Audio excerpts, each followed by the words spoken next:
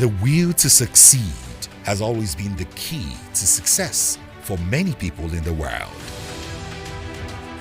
For His Royal Highness Usman Ngakupi, the Sapi of Garki, his journey to the throne of his forebears could be likened to the arduous task that heroes have to undertake, or the rough road that heroes have to travel to get to their destination. Thus, his choice on this maiden episode of Heroes of Abuja is not misplaced at all.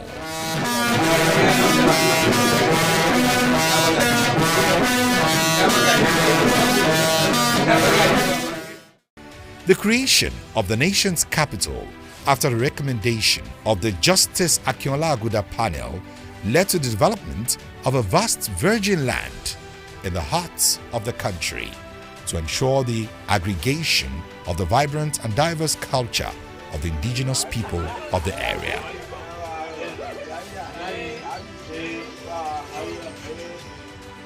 According to the master plan, the Garki district of the Federal Capital Territory, the FCT, which was designated the seat of government,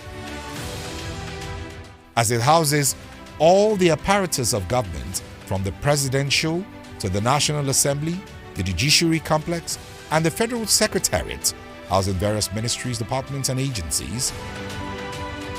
The traditional ruler of Garki district could therefore be described as the landlord of the seat of government.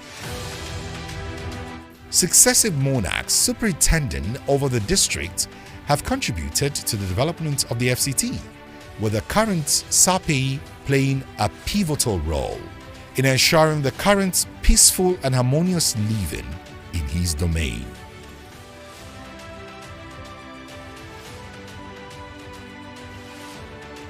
From a humble beginning as an orphan, the Sapi was confronted by a daunting challenge of having to be catered for by relatives from a very tender age. I was born in Garki village in Abuja Municipal Area Council in the year 7th May 1957. My life was very hectic. It wasn't easy for me in my life. Why? I grew up as an orphan. As I'm speaking to you now, I wouldn't be able to say this is my dad, because he died when I was still very small.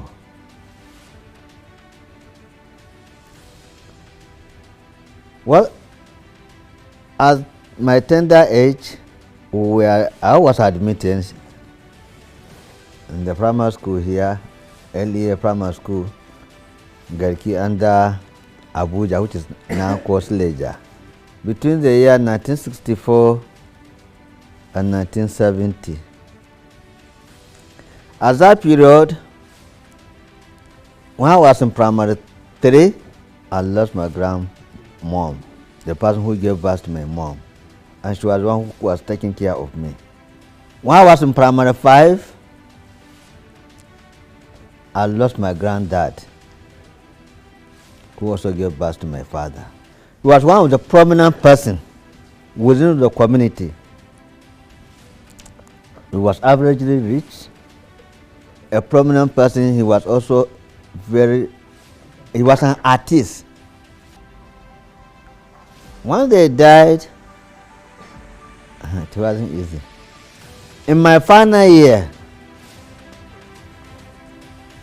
1970s, October, I lost my mother during labor. Just 2 months for us to pass out. His academic pursuits would have been truncated upon the completion of his primary education due to lack of funds, but providence and his tenacity in raising funds through menial jobs during the holidays ensured the completion of his secondary education I remember the man, the old man, said, okay, when you go, I know you try, you pass your common entrance. When you go for your interview, when they ask you a question, then give them the right answer. Even if you know the answer, then give them the right answer. I know why he was saying it. I still asked him, why? He said, even if you give the right answer and you pass, who is going to sponsor you? So around 19, that was November, I think, or early December, like this period. We went for an interview at Government Sunday School, Abuja, then to call now Slager. We went there. There were 3 white men and 3 black men. We were invited. As small as I am, because I was one of the smallest person among us, I want to meet them. We have been taught how we are going to, when we approach them, how to greet them, and how we are going to respond answers. So after greeting them, they now start asking me questions. So I knew, by God's grace, I'm going to pass the interview, but I didn't tell anybody. I kept it with me. So eventually, that is the partner's father. You see him passing, that means I was passing. They should call me.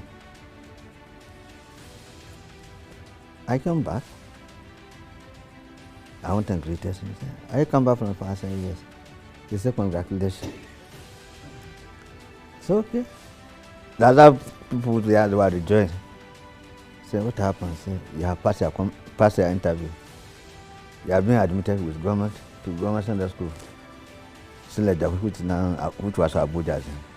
As a young school leaver, without assurance of sponsorship for further education, the young Usman picked up appointments as with the then Northeastern State Government as agricultural assistant responsible for pest control. The introduction of universal basic education by the then military government of General Olusegun Obasanjo, which in turn led to the need for more teachers, did not only open the door of further education for him, but equally marked the beginning of his journey as an educationist. 76, there's them already also. Late Murtala was also assassinated. Our coup was carried out. So, President Obasanjo Olusegun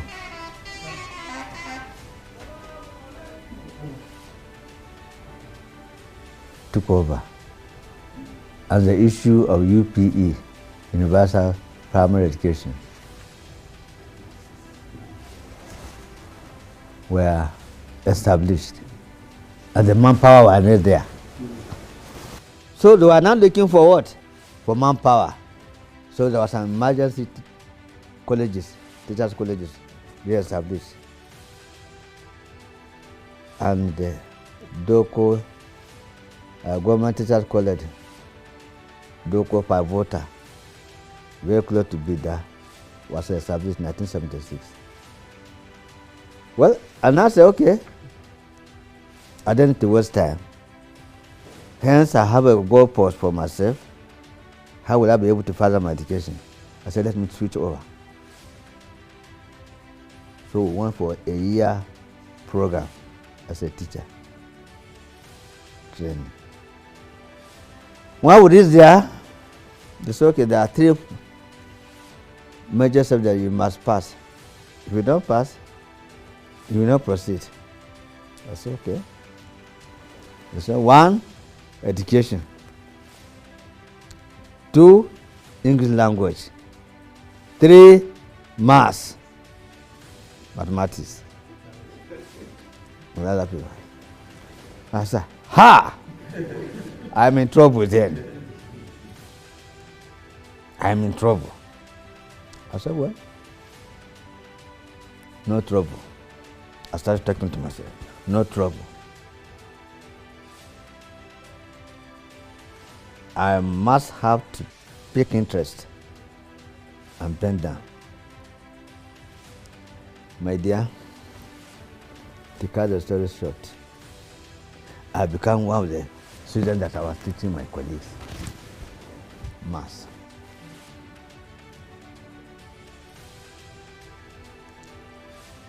So, what am I saying? And to our younger ones, what is important in life? Have interest. If you have interest on something, you will make it. From his basic teacher training and his surgeon to St. Primary School in the FCT to the completion of his NCE in education, Sape's undying love for education has been clearly established. Come back home, went to our office, education department then, at Suleja, Abuja then. The first day I also went there, they gave me appointment letter. Posted to Day Primary School as a classroom teacher.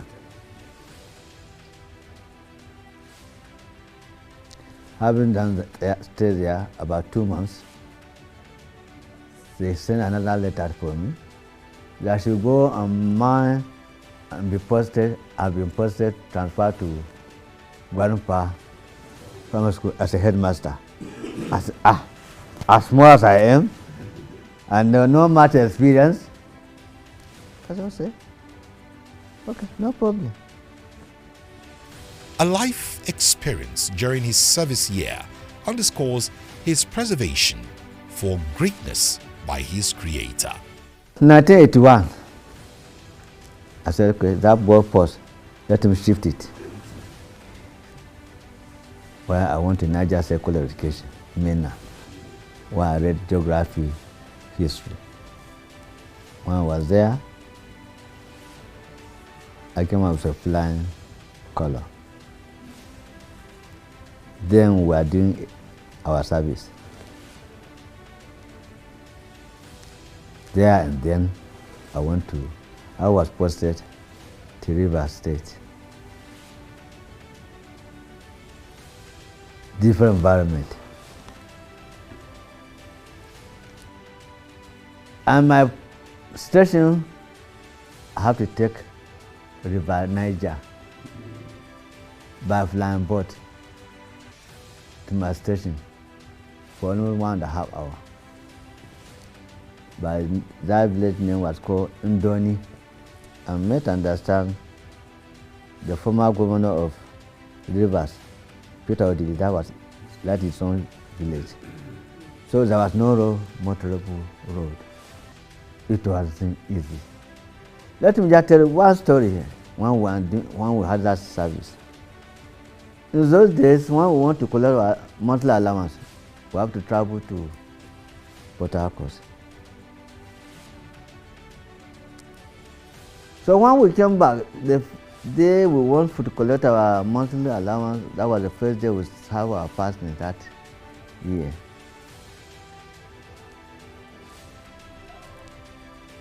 We came back, we passed our holder, we came to Amok, there's one town called Amok. When we drove there, we had to take another vehicle to River Niger. So it was really late. They said if we go there, it will be late, and no fly boat there. So they said there's one passage inside the forest. The motor, you normally go to the boundary, bank of River Niger.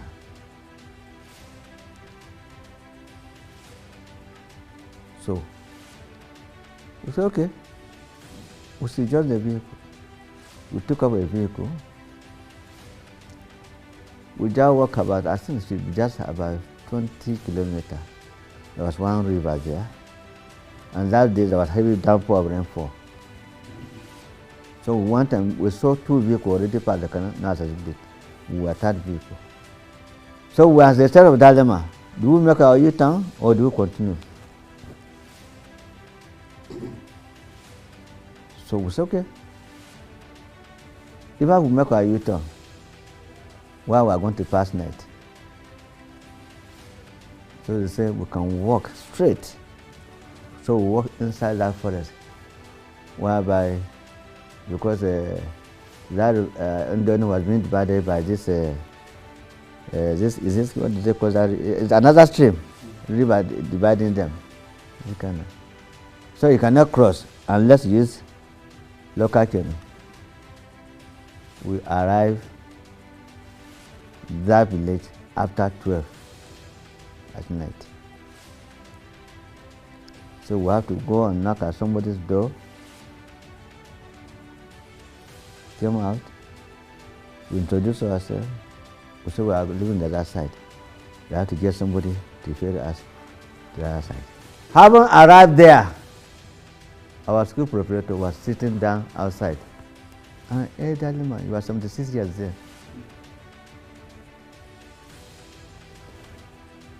The old man was so fat with his walking stick, he stood up. Just embraced her. Why? What happened? We just narrated the ordeal to him. He said he has not eaten. He said he doesn't know what he's going to tell the federal government. His remarkable impact as a classroom teacher and headmaster left such an indelible mark on the FCT to such an extent that his ascension to the throne as the Sapeyi of Garki chiefdom created a vacuum in his last place of assignment. The role of traditional rulers in stabilizing the communities and nation at large cannot be overemphasized. Hence the surgeon of the Sapeyi of Garki, since ascension to the throne of his forebears, has been characterized by his immense contribution to the development of his domain and the whole of the FCT. The peace and security of Garki chiefdom, in spite of the diverse nature of the groups of people living in the chiefdom, has been attributed largely to his leadership style. His immense contribution to governmental activities, particularly in the area of health initiative like immunization, resettlement efforts for the indigenous people, and interreligious harmony, has been widely acknowledged and recognized. His love for education did not only ensure that he still managed to acquire additional qualification as a sitting monarch. In spite of his busy schedule, he further encouraged his subjects to prioritize education, since it is the only way to ensure that they are not subsumed by the influx of other Nigerians from all parts of the country in search of opportunities in the nation's capital. For members of his family, his exemplary leadership has been a source of pride and inspiration. Rayuwar shi, maman shi dai ta rasu, ya riga ya yi wayo, ya yi komi, amma baban shi da ya rasu nan bai yi wayo sosai ba, yana tare da yaran kishiya ne. Shi ne ya sa, ko ka gani ya sa ya rubuta sunan shi, sunan yaran kishiyan kakan shi, sai ta ce kufi.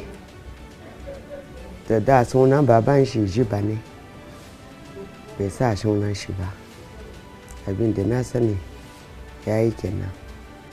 As you can see, Garki chiefdom is one of the sensitive chiefdom entirely in FCT, because the whole, let me say, military organizations are residing in this chiefdom. So as he earlier said that anything, he's not finding it easy. That is just it, because sometimes we the children, we said, there are things that you will see him sitting in the. I've been to different chiefdoms, different palaces. I'm not saying this because he's my dad, but many chiefs, hardly you see them sitting on seats, listening to cases every blessed day. So I know it is not easy for him. So, and at the same time, him himself, being our dad, one thing I love with him, he doesn't discriminate. He likes everybody, he accommodates everybody. And that is how his lifestyle is. Not just for the family members alone, but also to his subjects. He's a man that fears God. And that is why we have peace in this kingdom, in this Garki kingdom always, because there's always fear and equities. He gives everybody a chance to express your feeling. Then there and then, he will know where you are going. If there's anything he can add it or correct it you, he always correct us. And you see, another thing is that he had talked about education. You know, in any country, in any state, in any local government, if you want to develop a place, without education, you cannot do it. Actually, Alhaji Dr. Usman Gakupi is a grandfather, is a father to every Nigerian. One thing I always observe with him, most especially to the resident of the Federal Capital Territory, if you are able to come to his palace, whatsoever the challenge you have, no matter how the poorest you are, even the foreigners, to start example, those that came from Niger, Chad and other places, squatting in the chiefdom here. Anytime they came with their matters, listen attentively to them, ask them where they reside. The next thing he will do, he will channel them to the appropriate leader among his chiefs. Go back to that person, ask him, I send you to him. For the revered monarch, the need for attitudinal changes by Nigerians is one sure way of solving some of the problems bedeviling the nation. He further advised Nigerians to play by the rules while shunning violence in the forthcoming general elections. We need to change the attitude. Most nations that have developed, people serve their nation, the nation doesn't serve them. Because this is what we are passing through. We are not serving our nation, rather the nation is serving us. How do we make it? How do we make it? You are not ready to produce, rather we consume. How? What are we lacking? Brains being wasted. People are going out. And we know what Nigerians are doing in Biafra. As if we allow them to remain here. We allow people to remain, we invest here. I simply would have served as an international tourist area. So, in a nutshell, I will have to draw our attention, being the parents and leaders. Please, let's caution our children, especially the youth. Anybody asking you to come out to carry arms or any weapon in the name that you are campaigning for either somebody giving you some little money, maybe 2,000, 1,000, 5,000, to come out to go and maybe kill or destroy. Ask that person, bring out your children first, then you follow him. You follow them.